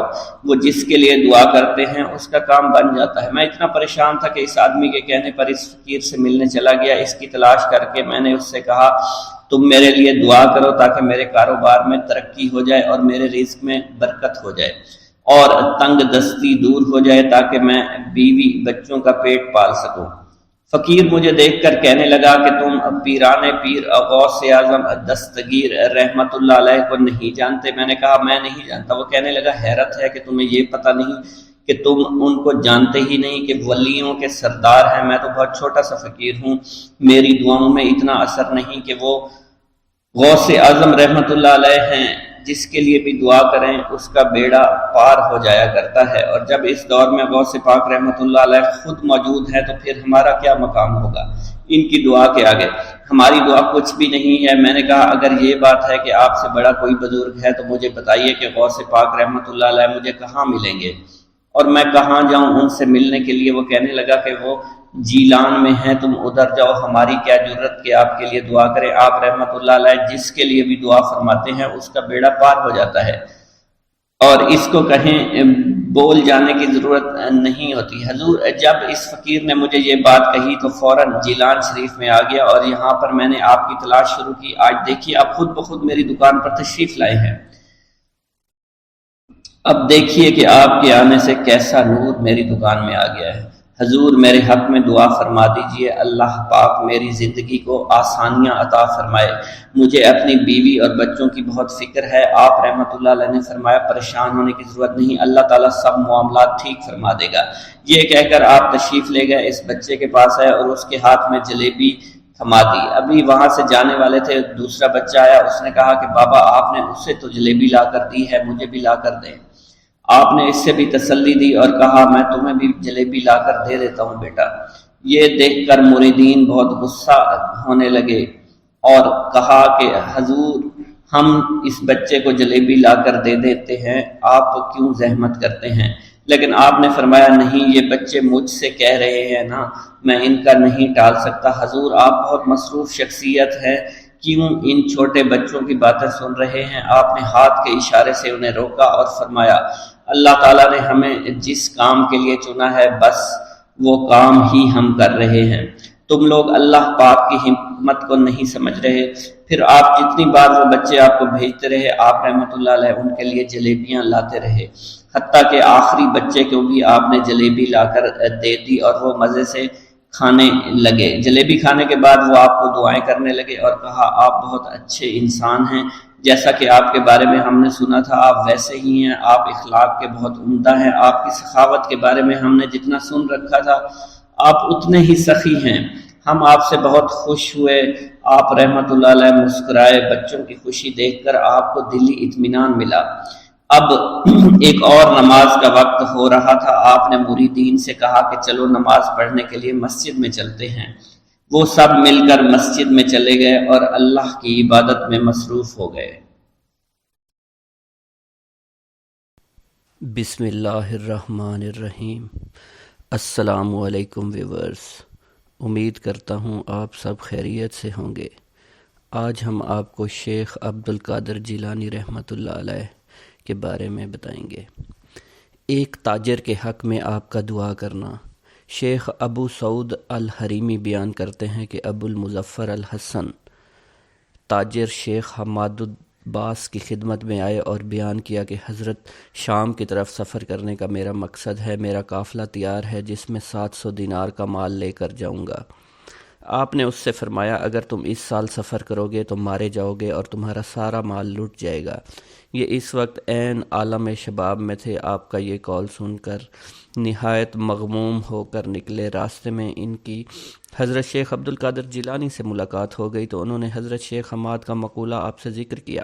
آپ نے فرمایا بے شک تم جاؤ، انشاءاللہ تم اپنے سفر سے صحیح تندرست واپس آؤ گے، میں اس بات کا ضامن ہوں۔ غرض یہ اپنے سفر کو گئے، شام جا کر 1000 دینار کو انہوں نے اپنا مال فروخت کیا۔ بعد ازاں یہ اپنی کسی ضرورت کے لیے حلب گئے، وہاں ایک مقام پر انہوں نے اپنے 1000 دینار رکھ دیے اور انہیں بھول کر اپنی جگہ چلے آئے۔ اس وقت انہیں کچھ نیند کا غلبہ معلوم ہوا، اس لیے آتے ہی سو گئے۔ خواب میں دیکھا عرب کے بدوؤں نے ان کا قافلہ لوٹ لیا، قافلہ کے بہت سے لوگوں کو مار ڈالا، خود ان پر بھی وار کر کے ان کو مار ڈالا، جس کا اثر ان کی گردن پر ظاہر تھا، خون بھی اس پر نمایاں تھا، جس کا درد بھی انہیں محسوس ہوا۔ یہ گھبرا کر اٹھے، اسی وقت ان کو اپنے دینار یاد آئے، فوراً دوڑے تو وہاں پر انہیں اپنے دینار ویسے ہی رکھے ہوئے ملے۔ یہ ان کو لوگ لے کر اپنی جگہ پر آئے اور اب انہوں نے یہاں سے کوچ کیا، بغداد واپس آئے۔ جب بغداد آ چکے تو انہیں خیال ہوا کہ پہلے میں شیخ حماد کی خدمت میں حاضر ہوں تو وہ بزرگ کبیر بزرگ ہیں، اگر شیخ عبد القادر کی خدمت میں جاؤں تو وہ بھی اس بات کے مستحق ہیں کیونکہ میرے حق میں ان کا قول صادق آیا ہے۔ غرض انہیں تردد تھا کہ پہلے کن کی خدمت میں جاؤں، مگر حسن اتفاق سے شوق سلطان میں انہیں شیخ حماد مل گئے اور آپ نے ان سے فرمایا کہ نہیں، تم پہلے شیخ عبد القادر جیلانی کی خدمت میں جاؤ، وہ محبوب سبحانی ہیں، انہوں نے تمہارے حق میں 70 دفعہ دعا مانگی ہے، یہاں تک کہ خدائے تعالیٰ نے تمہاری واقعہ کو بیداری سے خواب میں تبدیل کر دیا۔ چنانچہ یہ پہلے حضرت شیخ عبد القادر جیلانی کی خدمت میں گئے تو آپ نے ان سے فرمایا کہ شیخ حماد نے میرے پاس آنے کے لیے تمہیں فرمایا ہے، میں نے 70 دفعہ تمہارے حق میں دعا اللہ تعالیٰ سے مانگی تھی کہ وہ تمہارے واقعہ کو بیداری سے خواب میں تبدیل کر دے اور تمہارے مال کے ضائع ہونے کو صرف تھوڑی دیر کے لیے نسیان سے بدل دے اور تمہیں صحیح اور تندرست مع الخیر واپس لے آئے۔ ایک بزرگ کا آپ کے مراتب و مناسب کی خبر دینا۔ شیخ عبداللطیف بیان کرتے ہیں، میں نے اپنے والد ماجد سے سنا، انہوں نے بیان کیا کہ شیخ عزار بن متورع البتائی مجھ سے بیان کرتے ہیں کہ بغداد میں ایک اجمی شریف نوجوان جس کا نام عبد القادر ہے داخل ہوا ہے۔ یہ نوجوان ان قریب نہایت ہیبت، عظمت، جلال، مقامات، کرامات کے ساتھ ظاہر ہوگا اور حال احوال اور درجہ محبت میں سب پر غالب رہے گا۔ تصرفات، کون و فساد اسے سونپ دیا جائے گا، بڑے چھوٹے سب اس کے زیر حکم ہوں گے۔ قدر و منزلت میں اسے قدم راسخ اور معارف حقائق میں ید بیضا حاصل ہوگا۔ مقام حضرت القدس میں زبان کھول سکے گا، صاحب مراتب و مناسب ہوگا جو کہ اکثر اولیاء سے فوت ہو چکے ہیں۔ ایضاً اسی طرح ایک بڑی جماعت نے آپ کے متعلق شیخ احمد رفاعی کا قول بیان کیا ہے کہ ہمارے شیخ منصور البطائخی کے روبرو حضرت شیخ عبد القادر جیلانی کا ذکر ہوا تو آپ نے ان کی نسبت فرمایا کہ وہ زمانہ ان قریب آنے والا ہے کہ ان کی طرف رجوع کیا جائے گا، عارفین میں ان کی وقت و منزلت زیادہ ہوگی اور وہ ایسے حال میں وفات پائیں گے کہ اس وقت اللہ اور اس کے رسول کے نزدیک روئے زمین میں ان سے زیادہ اور کوئی محبوب نہیں ہوگا۔ تم میں سے جو کوئی اس وقت تک زندہ رہے تو اسے لازم ہے کہ ان کی عزت و حرمت کو پہچانے، ان کی قدر کرے۔ شیخ محمد بن الخضر بیان کرتے ہیں، میں نے اپنے والد ماجد سے سنا، انہوں نے بیان کیا کہ میں ایک وقت شیخ عبد القادر جیلانی کی خدمت میں حاضر تھا۔ مجھے اس وقت خیال آیا کہ مجھے شیخ احمد رفاعی سے بھی نیاز حاصل کرنا چاہیے۔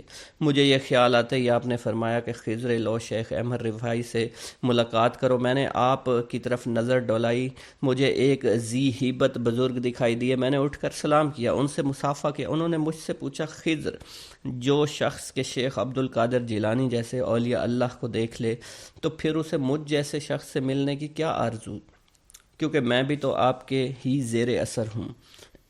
اس کے بعد آپ مجھ سے غائب ہو گئے۔ آپ کی وفات کے بعد پھر شیخ موصوف کی خدمت میں حاضر ہوا تو میں نے دیکھا کہ آپ وہی بزرگ ہیں جن کو میں نے آپ کے بازو کے پاس بیٹھا ہوا دیکھا۔ آپ نے مجھ کو فرمایا کہ تمہیں میری پہلی ملاقات کافی نہیں ہوئی۔ شیخ عبد البتائی بیان کرتے ہیں کہ شیخ عبد القادر جیلانی کی حیات بابرکات میں مجھے شیخ احمد رفاعی کی خدمت میں حاضر ہونے کا اتفاق ہوا تو میں جا کر آپ ہی کے نزدیک ٹھہرا اور کئی روز تک ٹھہرا رہا۔ ایک روز آپ نے مجھ سے فرمایا کہ آپ کچھ شیخ عبد القادر جیلانی کے حالات جو کچھ آپ کو معلوم ہوں بیان کریں۔ میں آپ کے حالات بیان کر رہا تھا، اتنے میں ایک شخص آیا، شیخ احمد رفاعی کی طرف اشارہ کر کے مجھ سے کہنے لگا کہ تم ہمارے سامنے آپ کے سوا کسی کا ذکر نہ کرو۔ تو آپ نے نہایت غصے ہو کر شخص کی طرف دیکھا، وہ مر گیا۔ پھر آپ نے فرمایا، شیخ عبد القادر جیلانی کے مراتب کو کون پہنچ سکتا ہے؟ آپ وہ شخص ہیں کہ بحر شریعت جس کی داہنی طرف، بحر حقیقت جس کی بائنی طرف ہے، جس میں سے چاہے پانی بھر لے۔ اس وقت آپ کا کوئی جواب نہیں۔ نیز میں نے آپ سے سنا، اس وقت اپنے بھتیجوں شیخ ابراہیم العراب اور ان کے برادران ابو الفرح، عبد الرحمن، نجم الدین کو اس وقت آپ ایک شخص کو جو بغداد جانے والے تھے رخصت کر رہے تھے، اس بات کی وصیت کی جب تم بغداد پہنچو تو شیخ عبد القادر جیلانی سے پہلے اگر آپ زندہ ہوں تو وہ کسی کے پاس نہ جانا، اگر وفات پا گئے ہوں تو آپ کی قبر سے پہلے اور کسی کی زیارت نہ کرنا، کیونکہ آپ کے لیے عہد لیا جا چکا ہے کہ جو صاحب حال بغداد جائے آپ سے ملاقات نہ کرے تو اس کا حال سلب ہو جائے گا۔ اس پر افسوس ہے جس سے آپ سے ملاقات نہیں ہوگی۔ شیخ خلیفہ تلمیذ شیخ ابو سعید کیلوبی بیان کرتے ہیں کہ مجھے ایک دفعہ بلاد سواد میں جانے کا اتفاق ہوا۔ وہاں میں نے ایک شخص کو ہوا میں بیٹھا ہوا دیکھا۔ میں نے اسے سلام کیا، اس سے پوچھا آپ ہوا میں معلق کیوں بیٹھے ہیں؟ انہوں نے بیان کیا کہ میں ہوا و ہوس کو چھوڑ کر تقوی پرہیزگاری کے تحت بیٹھا ہوا ہوں۔ شیخ بیان کرتے ہیں، پھر جب میں حضرت شیخ عبد القادر جیلانی کی خدمت میں حاضر ہوا، میں نے اس شخص کو پھر آپ کے سامنے قبطۃ الاولیاء میں معلق ہوا میں مؤدب بیٹھے ہوئے دیکھا۔ اس وقت انہوں نے بہت سے حقائق و معارف کی باتیں کی، آپ سے دریافت کی جنہیں میں مطلق سمجھا نہیں۔ پھر آپ وہاں سے اٹھ گئے اور صرف میں رہ گیا۔ میں نے ان سے کہا کہ آپ یہاں موجود ہیں؟ انہوں نے کہا کیوں نہیں، کیونکہ ایسا ولی اور مقرب بھی ہے جس کی اس در پر آمد و رفت نہ ہو۔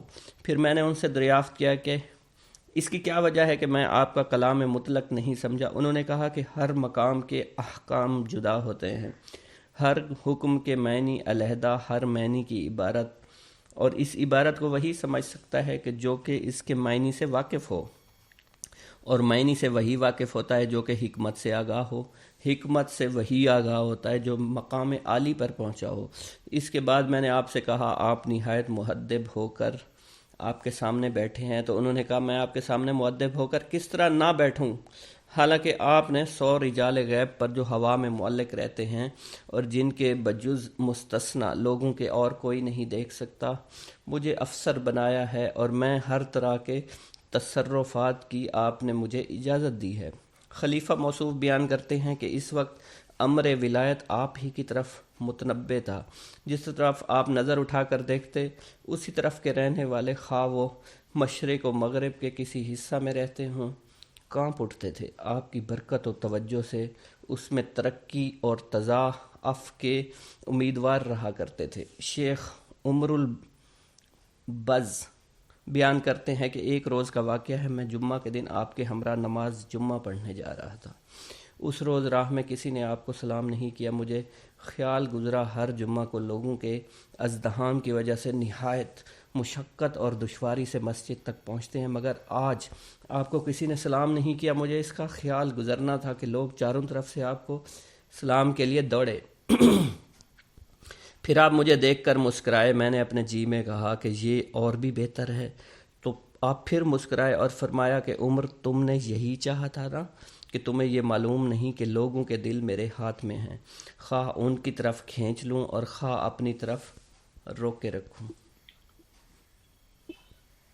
ایک گاؤں کے بارے میں کہا جاتا تھا کہ جہاں قدرت کی بے پناہ نعمتیں تھیں، اللہ پاک نے وہاں کے لوگوں کو مالا مال کیا ہوا تھا۔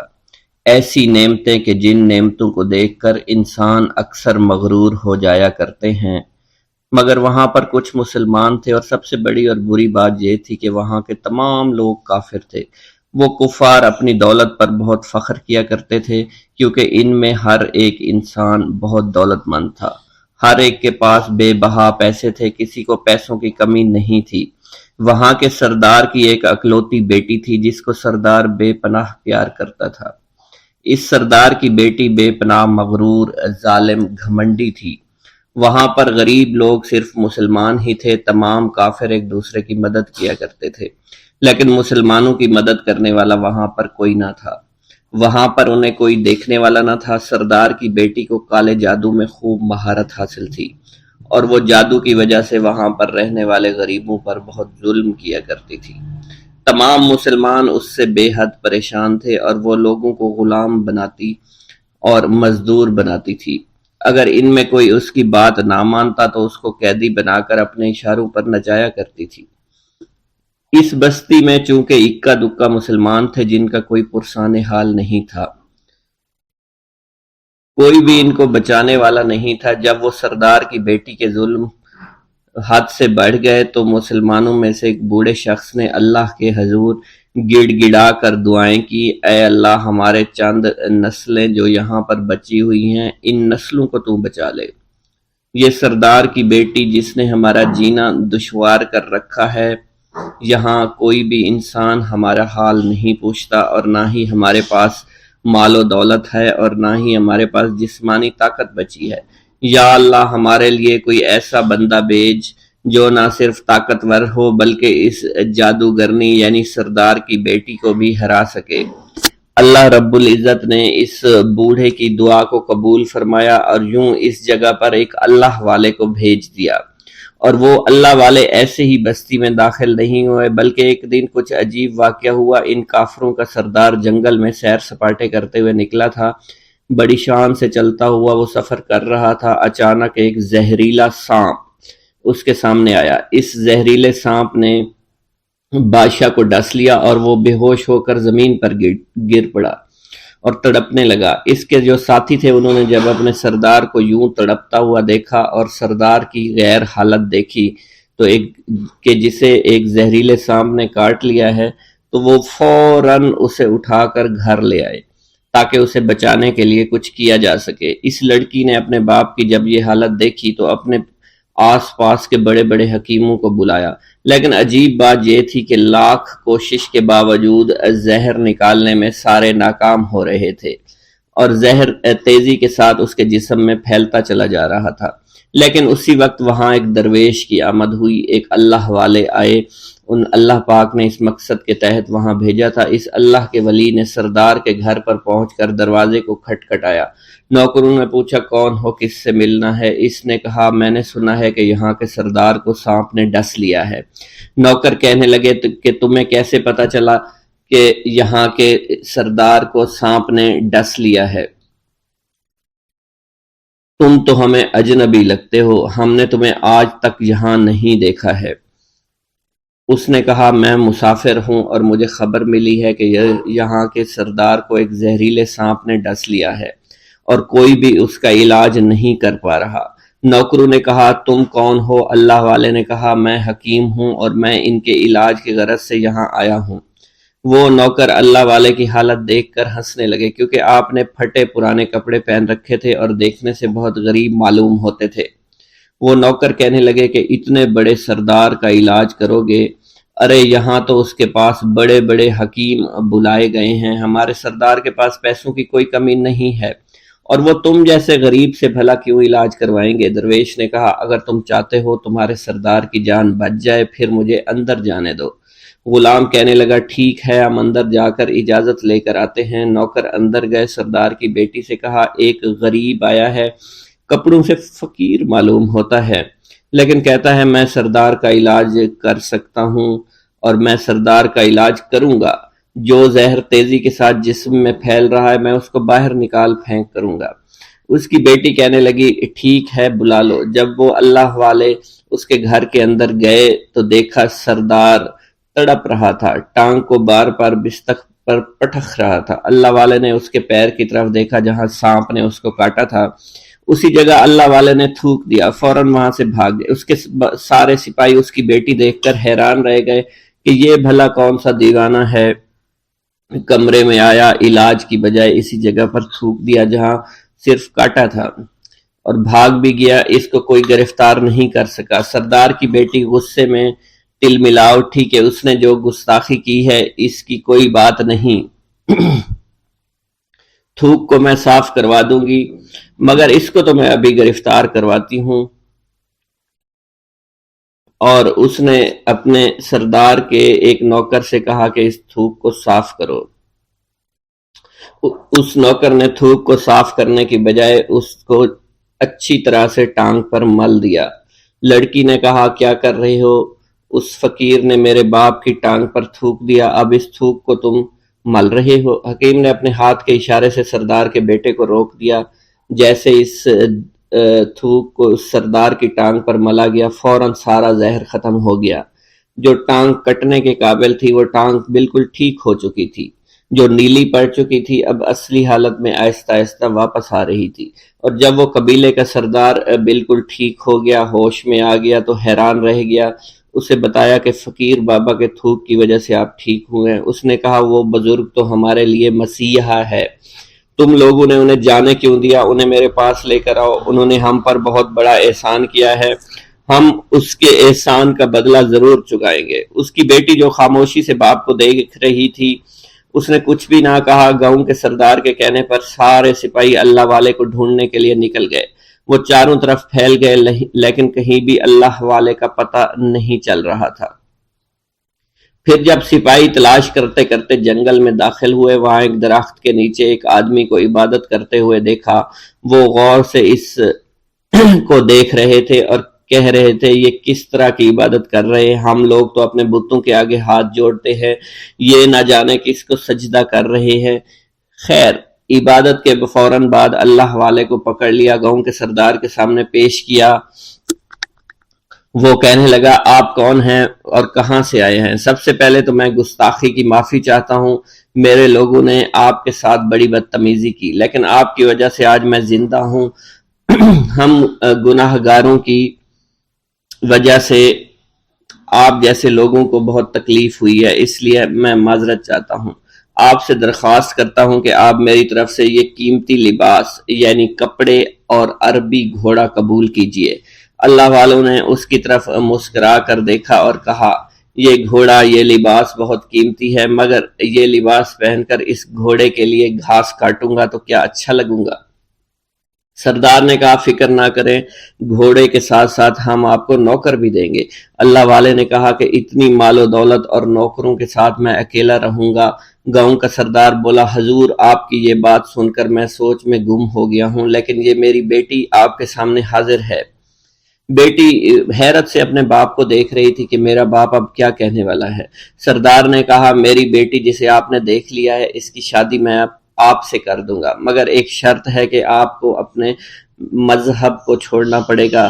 میرے سپاہیوں نے آپ کو عبادت کرتے ہوئے دیکھا ہے، جہاں تک ہمارے معمولات ہیں ہم بتوں کے آگے سجدہ کرتے ہیں اور ان کی عبادت کرتے ہیں، اور آپ جس کے آگے سجدہ کرتے ہیں وہ اللہ ہے، یعنی آپ مسلمان ہیں، اس لیے آپ کو اپنا مذہب چھوڑنا پڑے گا۔ کیا آپ ایسا کر سکتے ہیں؟ اللہ والے نے کہا کہ مجھے ایک بات بتائیے، آپ سب کچھ دیکھ رہے ہیں، آپ نے مجھے یہ بھی دعا دی کہ میری اولادیں ہوں اور آپ کی نسل آپ کی بیٹی سے چلے گی۔ مجھے ایک بات بتائیں، اگر ان بچوں میں سے کسی بچے کو خدا نہ خواستہ کچھ ہو گیا تو کس کو رونا پڑے گا؟ سردار نے جواب دیا اگر خدا نہ خواستہ کچھ ایسا ہوا تو رونا مجھ کو ہی پڑے گا۔ اللہ والا نے مسکرا کر کہا اگر یہ سارا مال لے کر مجھے رونا ہی پڑا تو آپ اپنا گھوڑا، اپنی دولت، اپنی بیٹی، ہر چیز اپنے پاس رکھ لو، میں خوش ہوں، میں مسلمان ہوں، میں ٹھیک ہوں۔ اگر یہ تمام چیزیں لے کر مجھے اپنا محلہ چھوڑنا پڑے تو میں اپنی جان دے کر بھی اپنے مذہب کو نہیں چھوڑوں گا۔ جس طرح آپ نے مجھے نوازا ہے، میں اسی رب کے دین کو چھوڑ کر چلا جاؤں گا۔ صرف چند پیسوں کی خاطر میں ہر دن پیسہ نہیں کر سکتا، اور اپنی درویشی میں میں بہت خوش ہوں۔ اللہ نے مجھے جس مقصد کے لیے بھیجا تھا وہ میرا مقصد پورا ہو جائے گا۔ گاؤں کے سردار نے پوچھا، یہ کہہ کر وہ اللہ والے جانے لگے تو سردار نے درویش کو رک جانے کا کہا اور کہنے لگے میں نے مال دے کر تمہیں آزمایا اور تمہیں پرکھا، لیکن تم اپنے مذہب کو چھوڑنے پر راضی نہیں ہو۔ اگر تم یہی سب کرنے آئے تھے تو تمہیں اس بات کا ڈر نہیں؟ کیا تم نہیں جانتے ہم کتنے طاقتور ہیں، اور میری بیٹی اپنے عمل میں اتنی ماہر ہے کہ تمہیں یہاں کھڑے کھڑے ابھی جنگلی جانور بنا سکتی ہے۔ اللہ والے نے کہا کہ اس نے جنگلی جانور کمزور لوگوں کو بنایا ہوگا، یہ مجھے جانور بنا کر تو دکھائے۔ اس سے پہلے کہ گاؤں کا سردار اپنی بیٹی سے کچھ کہتا کہ اس پر وار کرو، اللہ والے نے جادوگرنی پر ایسی پھونک ماری کہ وہ اسی وقت ایک بہت بڑی چھپکلی بن گئی۔ وہ کچھ بھی نہیں کر پا رہی تھی، وہ چھپکلی اتنی بڑی تھی کہ وہاں پر جتنے بھی انسان کھڑے تھے ان سب میں سب سے زیادہ اونچا اس کا قد تھا۔ وہ چھپکلی اللہ والے کے پاس آئی، اپنا زہر اس پر اگلنا چاہتی تھی کہ اسی وقت اس نے اس کے منہ پر تھوک دیا۔ تھوکنے کی دیر تھی، وہ چھپکلی جلنے لگی اور جس سے گرمی کی وجہ سے اس کا چہرہ پگھل رہا تھا، اس کا چہرہ جل کر کالا ہو چکا تھا، وہ مرنے والی تھی کہ سردار دوڑتا ہوا قدموں میں آ کر گر پڑا اور معافی مانگنے لگا اور کہنے لگا حضور اس گستاخی کے لیے میں معذرت خواہ ہوں، آپ مجھے معاف کر دو، میں نے سچ میں آپ کو بہت کمزور سمجھا تھا، آپ کو آپ کا مذہب سے ہٹانا چاہا تھا۔ اگر میری بیٹی ٹھیک ہو جائے تو میں سچ کہتا ہوں یہاں پر جتنے لوگ ہیں ہم پوری کی پوری بستی مسلمان ہو جائیں گے۔ اللہ والے نے کہا کہ ہم تمہیں اپنے دین میں شامل کرنے کے لیے یہ سب نہیں کر رہے، بلکہ تم لوگ مسلمان بھائیوں پر جو ظلم کرتے ہو وہ ظلم کو ختم کرنے کے لیے ہم یہاں آئے ہیں۔ ہمارے دین میں جبر اور ظلم نہیں۔ اگر تمہارے بیٹی سے انسان بن کر سدھر جاتی ہے تو اس کو اس کی اصلی حالت میں لانے کے لیے میں خود کو اللہ کی بارگاہ میں پیش کروں گا اور دعا کروں گا۔ سردار کہنے لگا کہ ہاں میری بیٹی اصلی حالت میں اگر آ جائے تو پھر ہم کسی پر ظلم و ستم نہیں کریں گے، اور میں دل سے اپنی بیٹی کے لیے معافی چاہتا ہوں۔ آج سے یہ کوئی بھی جادو ٹونا اور مسلمانوں کو تنگ نہیں کرے گی اور نہ ہی کسی مسلمان پر یہ ظلم اور جبر کرے گی، بس آپ اسے دوبارہ سے انسان بنا دے۔ اللہ والا نے چھپکلی پر دوبارہ سے پھونک ماری تو پھر سے انسان بن گئی اور اللہ والے کے قدموں سے وہ لپٹ گئی، کہنے لگی مجھے معاف کر دیجئے، مجھے معاف کر دیجئے، میں نے اپنے آپ کو بہت طاقتور سمجھا۔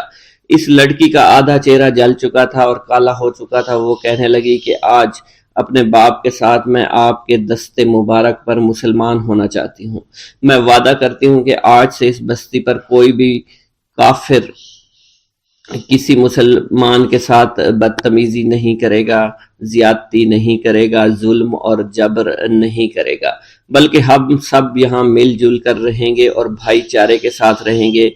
ہم سب مسلمان ہو جائیں گے اور پھر یوں اللہ والے کے ہاتھوں پوری بستی کا سردار اور اس کی بیٹی نے اسلام قبول کر لیا، اور سردار نے اللہ والے سے اپنی بیٹی کا نکاح کر دیا، اور پھر اس بستی میں ہمیشہ کے لیے امن و امان قائم ہو گیا۔